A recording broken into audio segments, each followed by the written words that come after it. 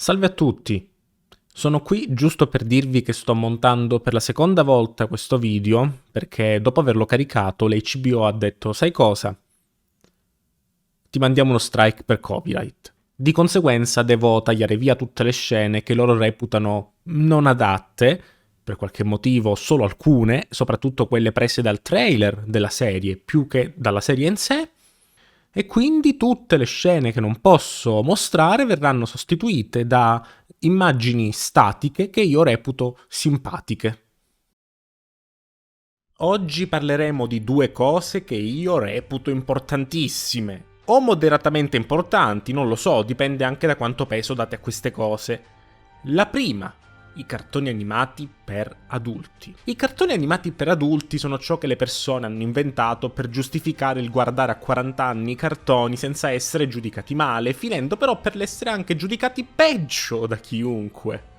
Apparirò sicuramente cattivo, ma nel momento in cui il cartone animato per adulti è un cartone normalissimo che aggiunge però qualche battuta sessuale, razzista o parolacce, allora credo che più che cartone per adulti sia un cartone per teenager che vogliono fare i fichetti. Un cartone animato per adulti deve essere, a parer mio, una storia matura che semplicemente venga raccontata tramite disegni. I primi Simpson, a esempio, erano effettivamente un cartone per adulti. Critica sociale, ironia, satira, il tutto però narrato attraverso un media che oltre a battute vocali ne può fare anche di fisica in misura maggiore a quelle che faresti con attori veri. BoJack Horseman, a parte la prima stagione che pare più un rip-off delle battute dei Griffin, racconta una storia che non sfigurerebbe neanche con attori reali a mo' di film, e anzi il fatto che siano animali è un valore aggiunto. Bucky the Rock, tramite il suo essere un cartone, racconta una storia di ansia, crescita, paura sociale, insomma, un cartone per adulti non è né più né meno di un cartone con temi che bambini comunque non capirebbero appieno o comunque magari disturbanti. Non un cartone dove il massimo del divertimento è "Ah, quel personaggio ha detto c***o". Ora, dopo avervi parlato di cartoni per adulti, parliamo dell'altro lato del video. Scooby-Doo. Sono sempre stato un fan di Scooby-Doo perché, esattamente come Leon il cane fifone, metteva abbastanza paura. E proprio come Spielberg, che nel film per tutta la famiglia mette un tizio sbudellato da un dinosauro, ai bambini piace assistere a scene che facciano genuinamente paura. Ho seguito praticamente in un modo o nell'altro tutte le serie di Scooby-Doo, dalla storica serie di fine anni 60 a quella con Scrappy-Doo, gli episodi con Scooby-Doo, Scooby-Dee, un cucciolo chiamato Scooby, la serie con la sigla dei Simple Plan, i 13 fantasmi di Scooby-Doo, i film, mamma mia i film, da piccolo amavo i primi due live action, tra l'altro scritti da James Gunn, importante. Non ho disdegnato i reboot, lo special a cartoni nella casa dei fantasmi che ho persino in cassetta, i miei due preferiti in assoluto, l'isola degli zombie che mi faceva impazzire nel tema della gang che aveva quasi preso una sua strada diversa, e il viaggio nel tempo che era tipo un mega videogiocone. Mamma mia, che bellezza, ricordo le serate fra Boeing e Cartoon Network. Ora, cosa accade se unisci Scooby-Doo a un cartone animato per adulti? Ottieni quello che ha tirato fuori la HBO con Velma e che ha combinato...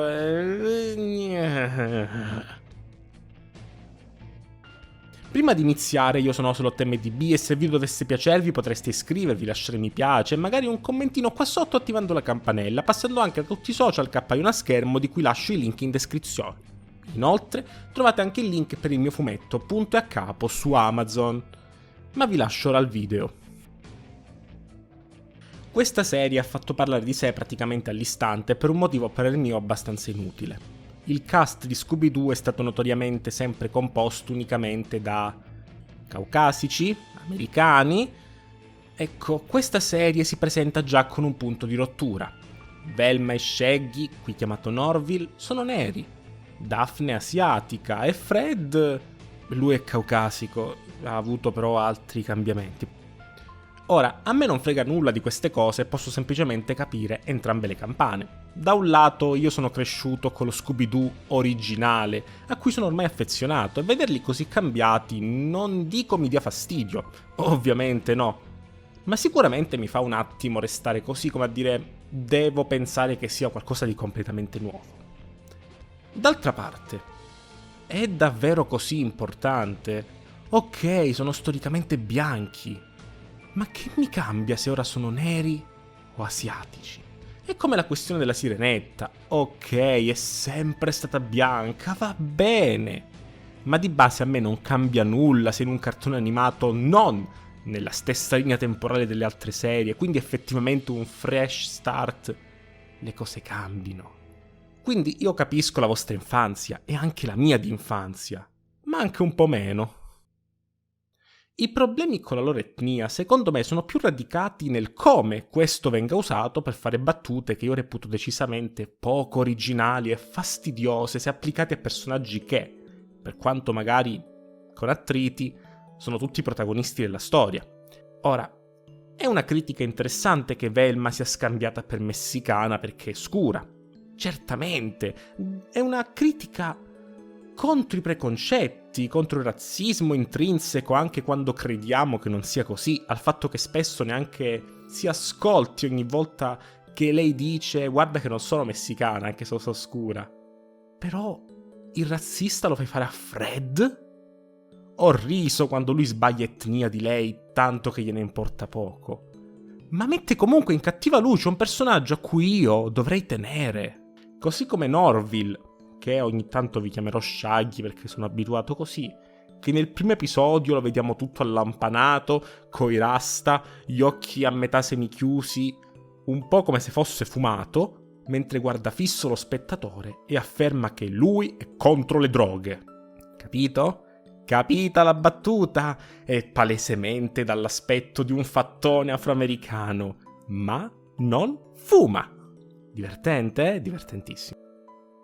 Avete presente quello sketch di Louis C.K., Of Course, But Maybe? In cui appunto immagina un discorso tipo sì, la schiavitù è la cosa peggiore mai accaduta, ma forse grazie a gente buttata nelle caverne a scavare se puoi guardare questo video seduto sul gabinetto? È così, è grandioso che i modelli di personaggi siano più inclusivi, più aperti, ma se poi usi tutto ciò non per creare un discorso più ampio, di rottura, ma solo per battute sul fatto che non fuma anche se è nero?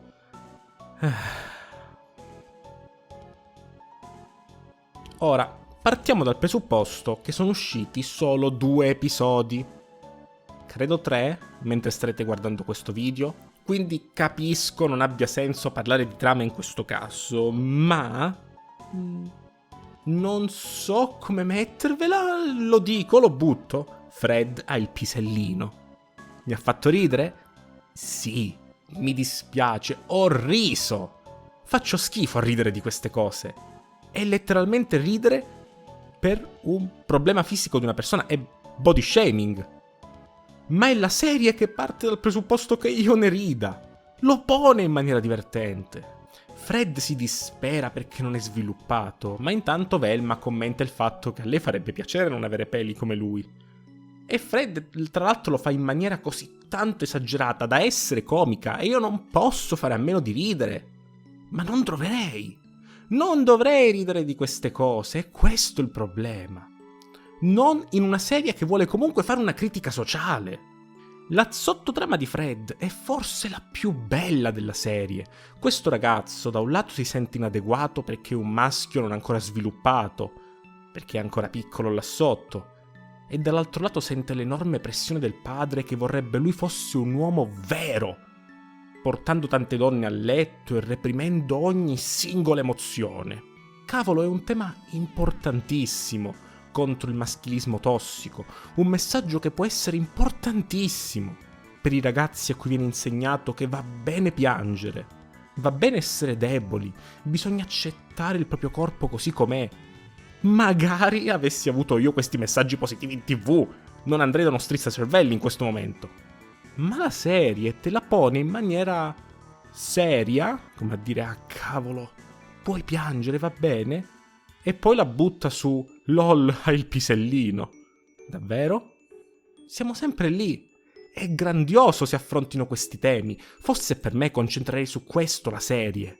Sull'accettazione di sé. Ma poi lo riduce a una macchietta comica. Dai.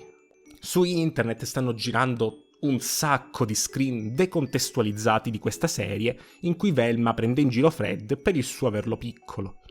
Ma sinceramente chi se ne frega delle decontestualizzazioni? Velma crede che Fred abbia ucciso una persona per insabbiare il fatto abbia il pene piccolo. Ci sta che dica, ma guarda te cosa va a fare per questa cosa. È abbastanza realistico se ci pensate, e soprattutto può far parte di una trama più grande di sviluppo caratteriale di questo personaggio. Il problema non è ciò che dicono i personaggi, ci manca il quadro completo per capirlo. Il problema è ciò che la serie non riesce a centrare, raccontare temi maturi.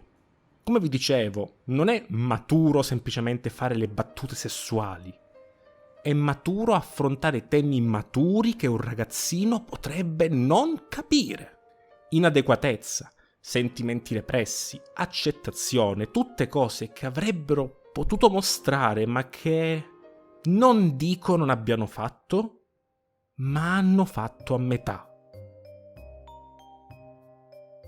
Ora, probabilmente arriverà in episodi più avanzati, anche se ho letto che i produttori forse l'hanno proprio tagliato via. Ma effettivamente non c'è Scooby. E lo so, non è importante, ma è indicativo di una serie su personaggi di questo universo. Questa serie vuole consapevolmente dare fastidio, secondo me. È come se fosse un'elaborata trollata da parte della HBO per fare qualcosa che infastidisca tanto i vecchi fan che i nuovi possibili fan. Perché non è una serie su Scooby-Doo, almeno in questo momento. Facciamo degli esempi. Shaggy era quello fifone che mangiava come una bestia. Ora è un ragazzo che fa lo streamer un po' tonto dal cuore d'oro contro le droghe. Fred era il fighetto coraggioso fissato con i trappoloni. Dico quelli per catturare i nemici, non quegli altri. Ora è un ragazzo snob, ricco, che non sa fare niente da solo ed è un bambinone. Daphne era la donzella in pericolo nelle prime serie, che si è poi trasformata comunque nella ragazza romantica del gruppo. Ora è la ragazza snob, spacciatrice, adottata alla ricerca della famiglia vera. Velma era la secchiona che risolveva le situazioni con le sue intuizioni geniali. Ed era anche lesbica. Ora è la ragazza frustrata che si sente superiore agli altri. A prescindere che le vecchie caratterizzazioni fossero buone o meno, a prescindere fossero abbastanza banali, a prescindere da tutto, non sono più gli stessi personaggi. Non stanno espandendo la lore, come ad esempio in Mystery Inc., dove si affrontava il fatto, ad esempio, che Fred fosse fissato con le trappole a livello di feticismo, per dire. Qui è proprio un altro personaggio con cui condivide il nome e, in parte, l'aspetto. E quindi cosa stiamo guardando? Considerando che attualmente non sono i personaggi che abbiamo conosciuto e che non credo si discosteranno tantissimo comunque da questa caratterizzazione, a parte i nomi e il brand, cosa hanno in comune con l'universo di Scooby-Doo? Cosa rende questa serie un taglio adulto su personaggi fino ad ora per bambini? Paradossalmente, era più maturo assistere a una sorta di relazione tossica di tira e molla fra Velma e Shaggy in Mystery Inc., dove in seguito si affrontava anche l'omosessualità di Velma. Perché sì, è sempre stata omosessuale Velma, fin dai film di James Gunn. La storia non è neanche male, perché abbiamo un mistero da risolvere, indizi che portano su diverse strade, sottotrame più slice of life, personaggi comunque sfaccettati, idee interessanti, addirittura una rappresentazione di cosa sia un attacco di panico effettivo, con Velma che non riesce a calmarsi né a respirare, che si sente schiacciata da brutti sentimenti legati al suo passato. Temi sociali, accettazione, omosessualità, una serie che parla a chi vive nel 2022. Ma non è Scooby-Doo.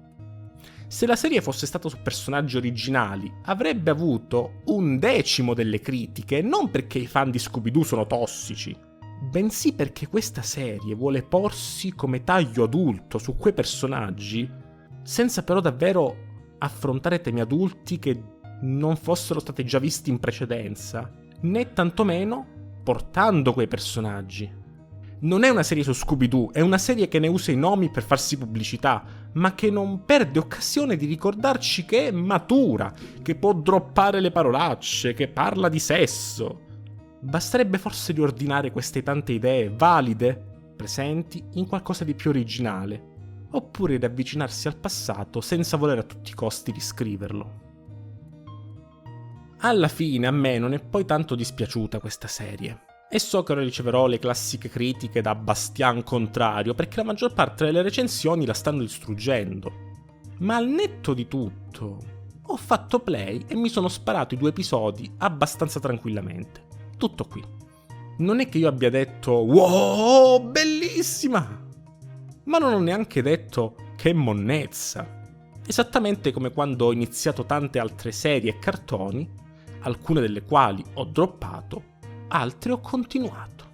Mi fossi basato solo sui primi 5 episodi, avrei anche stoppato BoJack Horseman, dato che la comicità Griffin a me fa abbastanza schifo. Quindi sinceramente arriverò comunque alla fine e poi giudicherò. Magari fra 2 mesi sarò qui a dirvi che avevo ragione io a volerla continuare. Magari invece dirò che ero un imbecille e avevo solo torto. Ora come ora questa serie è un enorme punto interrogativo. Ed è un continuo sì, però bei personaggi sfaccettati, ma sempre buttata sul cacciarone. Un bel mistero da risolvere, ma neanche tanto prominente per ora. Situazioni mature, ma mai prese sul serio. Vedremo. Poi vabbè, se pensiamo che molte critiche sono di gente che ha solo visto immagini decontestualizzate o recensioni senza neanche aver toccato la serie, stiamo freschi. Ma credo che per oggi sia tutto. Se il video vi è piaciuto vi invito a iscrivervi, lasciare like, attivare la campanella e commentare magari con la vostra opinione qua sotto. Passate anche da tutti i social che lascio in descrizione per restare sempre aggiornati su tutte le cavolate che scrivo. E magari date un'occhiata al mio fumetto punto e a capo su Amazon, mi raccomando. E noi ci vediamo, come sempre, in un prossimo video. Zoinks!